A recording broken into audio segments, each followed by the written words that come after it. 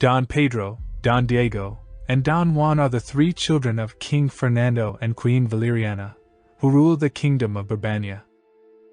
Following a depressing dream, he had one night in which his most cherished son Don Juan was murdered by two traitors. King Fernando becomes seriously ill. After his subjects fail to heal him, the king sends Don Pedro, his eldest son, in search of the Ibong Adarna, a mythical bird whose beautiful songs, according to an old doctor, could heal the king's mysterious illness.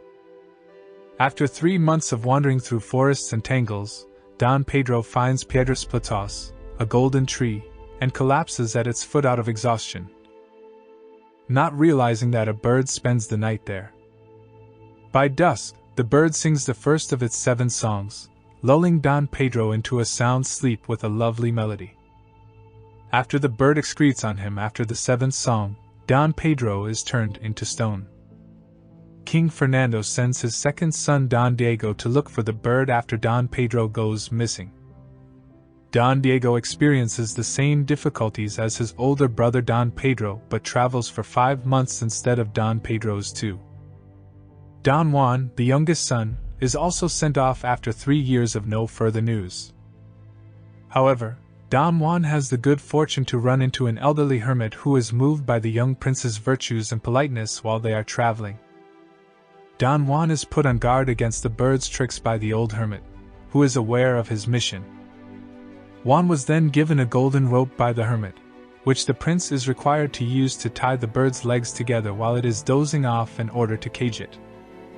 Juan receives a bucket from the hermit before he departs, which he must use to draw water from a nearby well and pour it over his 2 petrified brothers in order to revive them. After following instructions, Don Juan soon found himself in possession of the desired bird and traveling with his 2 brothers, Don Pedro and Don Diego, back to their country of origin. The search for the Ibong Adarna by Don Juan takes a total of 4 months. The hermit then gave Juan a golden rope that the prince must use to bind the bird's legs while it is asleep and place it inside a cage. Before Juan leaves, the hermit provides him with a bucket which he must use to scoop water from a well near the tree and pour it over his 2 petrified brothers to restore them. Don Juan did as was bidden and soon finds himself in possession of the desired bird and on his way back to his home country with his 2 brothers, Don Pedro and Don Diego. Don Juan's venture in search of the Ibong Adarna lasts for 4 months in total. The older brothers of Don Juan, who are traveling back with him and the Ibong Adarna, begin to feel jealous because Don Juan has succeeded where they failed. The 2 older brothers, therefore, plan to get rid of him together. Don Diego, who was less violent than Don Pedro, persuaded Pedro that beating him was sufficient instead of killing him, which is what they did. After beating Don Juan, whom they owed their lives, the 2 brothers continued on their way to the palace while leaving him unconscious in the middle of the road. Once inside the palace, they managed to persuade the king that they had no idea what had happened to Don Juan.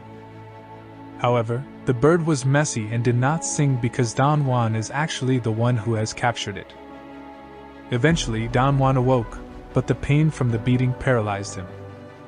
He fervently prayed for the king's well-being and for God to pardon his brothers. He is magically healed by the same hermit who advised him before catching the bird.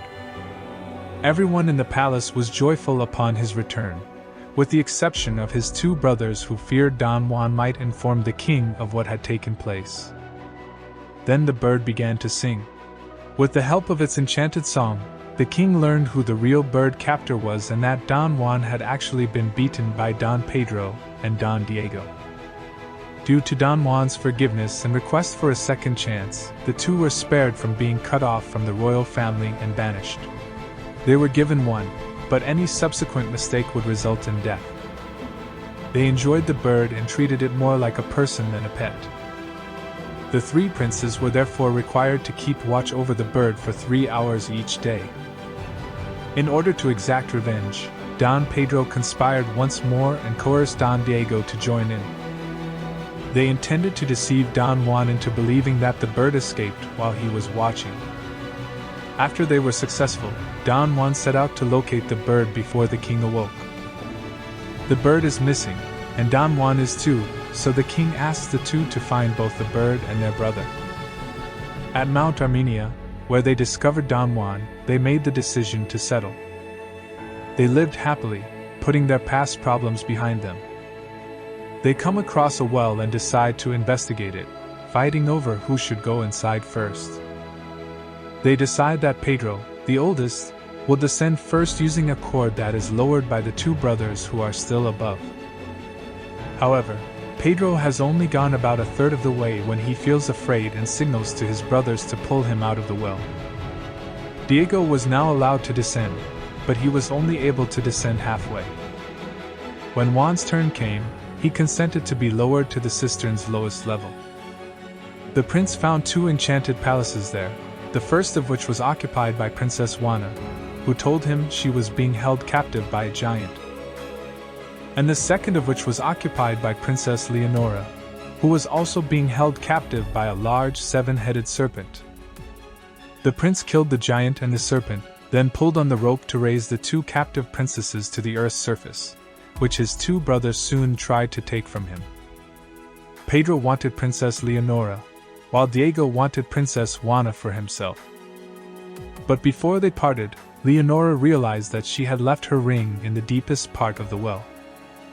Juan volunteered to carry it for her, but when he was halfway down the well, the two brothers let go of the rope holding him down, sending him plummeting to his death. Soon after, Diego wed Princess Juana, prompting wedding bells to ring in the palace.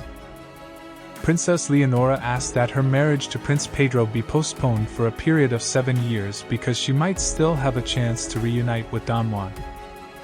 Thanks to Leonora's magical ring, which was discovered in the well, Don Juan was able to get a wolf's assistance to heal his wounds, realign his fractures, and take him to the Jordan River's healing waters before removing him from the well.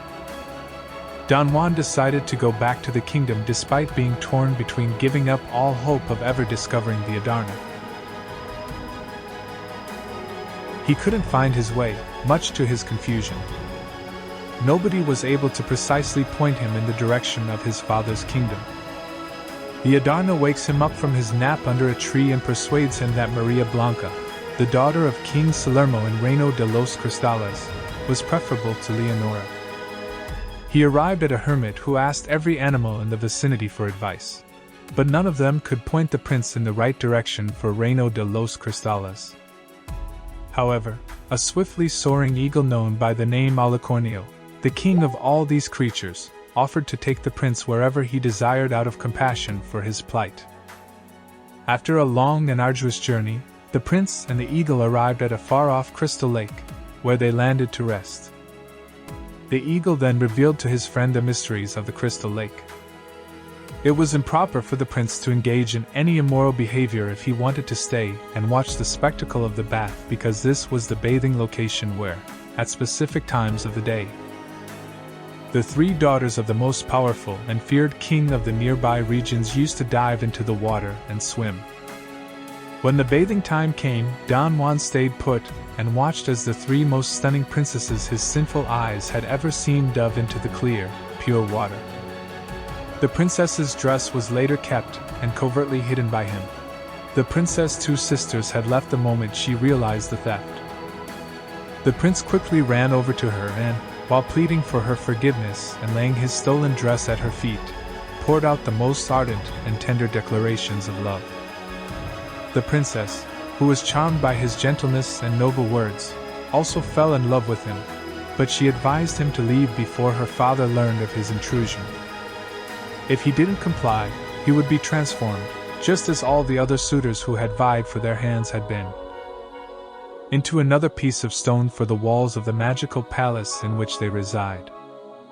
The king sent for the brave prince after learning of his exploits. Don Juan, who was willing to do anything to be allowed to see his beloved, went to the king despite the princess's advice. The king decided to subject the young man to a series of enormous and impossibly difficult tests because he was so impressed with his diplomacy and self-awareness. The king was satisfied after these tests and gave Don Juan his daughter. The princess instructed the prince to go to the royal stables, take the best horse. and prepare him for them to flee that same night out of fear that her father might use a new trick to thwart their happiness. Unfortunately, the prince chose the wrong horse in his haste, which caused the king to rush in pursuit of the fugitives. The princess used crafty magic to assist them in outpacing the king, who was riding the best horse, and pursued them assiduously. It did not take them long to get to the portals of the Berbanian kingdom once they had finally found themselves secure and free. However, the prince left Dona Maria on the way, promising to return for her once he had informed the committee to receive her. The prince made the claim that he should have such preparations duly made for entry into the royal palace as are appropriate for her category and dignity. Don Juan quickly forgot his declaration of love to Dona Maria once he was immersed in the joy of palace life. While Dona Maria impatiently awaited his return, he was mesmerized by the beauty of Princess Leonora, who had been waiting for him throughout all of the days of his absence. He asked for her hand in marriage. When the pilgrim princess learned of Don Juan's adultery, she turned to the talisman she always carried, dressed it in the most exquisite royal attire, and transported it in a large coach pulled by 8 sorrel-colored horses and 4 palfreys. She then presented herself at the palace door, essentially inviting herself to the royal wedding of Prince Juan and Princess Leonora. Due to the beauty of the foreign guest and the occasion of the wedding, there were renowned tournaments. Dona Maria was able to include a dance between a negrito and a negrita in one of the numbers using her incredible talisman. The whipping negrito was the part played by the whipping negrita, who carried a whip in her hand during the dance and mercilessly beat her negrito partner while reminding the audience of all the misfortunes he had experienced by Dona Maria's side, including the scene in the bath, the various tests her father had put him through, their perilous flight, and his cruel abandonment of her along the way. Don Juan experienced each crack of the whip that struck the negrito's shoulders as if it were himself being whipped. After all of this, Don Juan, at last, had a memory of Dona Maria. Then, while he and Dona Maria were traveling back to Reino de los Cristales, he gave Princess Leonora and the realm of Berbania to Prince Pedro. After the passing of Dona Maria's father and sisters, they returned to find the kingdom in a state of mourning. When they returned, the kingdom celebrated by crowning them king and queen.